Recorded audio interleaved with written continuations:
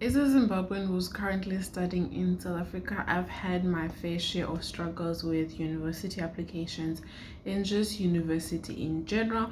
So in this video, I'm going to be giving you some very vital information that you need to know should you be planning to apply for university in South Africa if you are a Zimbabwean specifically, because unfortunately I cannot speak for all international students, and definitely the information will apply to most international students, but obviously some things would differ depending on the country that you're coming from. So the very first thing that you're going to be faced with is your entry requirements when applying in a university. So obviously every university has different entry requirements and you have to meet all of them for you to qualify.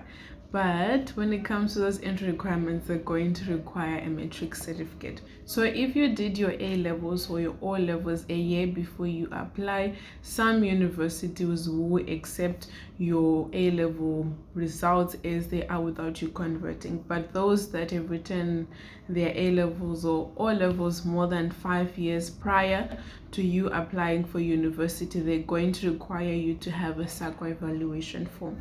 So a SAQA evaluation form is where they try to equate the results from Zim to South African standards so that you end up having a Umalusi metric certificate.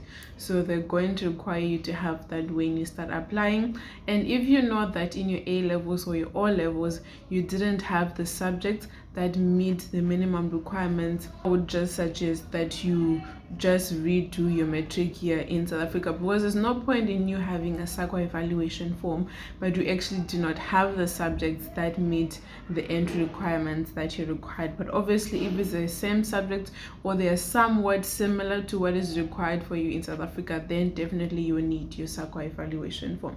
And then in addition to that, you're going to be required to bring your passport. So if your passport is going to be expired in the next 6 months to 1 year before applying, then I would suggest that you renew your passport first and then apply, because you do not want to apply with a passport that's going to expire and then trying to redo the whole process so that you give them the right passport is just going to give you a whole lot of admin, and it's just going to make things complicated for you when you're registering. So if you know that your passport is going to expire before or just after you started university, then I would suggest that you have your passport renewed so that you're just starting from scratch. And then in addition to your passport, you're going to be required to have a study permit or a study visa. So for you to study anywhere in South Africa, whether that's a college or that's a university, you will be required to have a study permit or study visa. And there's two ways that you can get your study visa or your study permit. The very first one is you can ask your high school to write you a letter that you're a student at that high school and when are you planning to graduate. But there has to be at least a year till your graduation, so you have to be at least be in grade 11 so that you start applying for your study visa, because they're not going to accept your high school letter if you're in matric, because they know you have less than a year till you're going to be in that high school. So you need to make sure that your timing is correct, because you need at least a full year being in that high school. The second way you can get it is you need a letter from a university. So a university needs to have accepted you and given you the acceptance letter, and you use that letter to apply for your study permit or your study visa.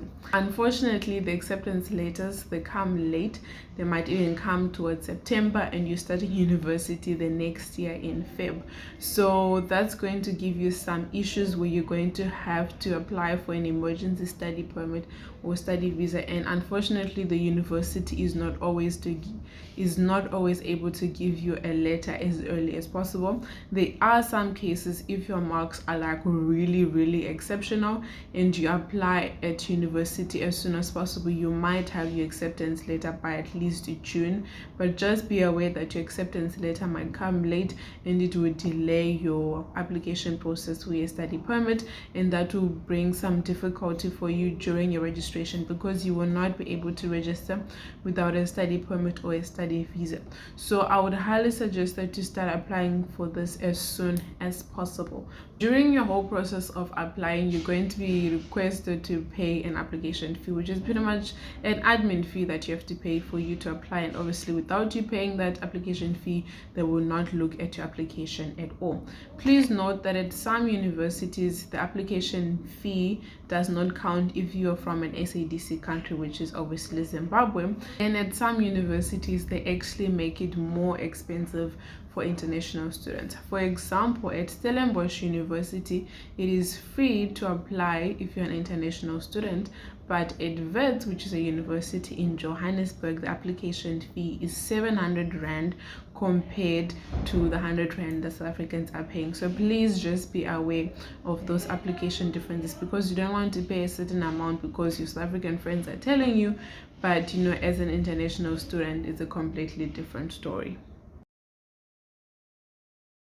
And then this is a typical Zimbabwean thing, but most parents, they put all their eggs, or they depend a lot on you are going to get a bursary, you don't have to plan out for your funding and that sort of thing.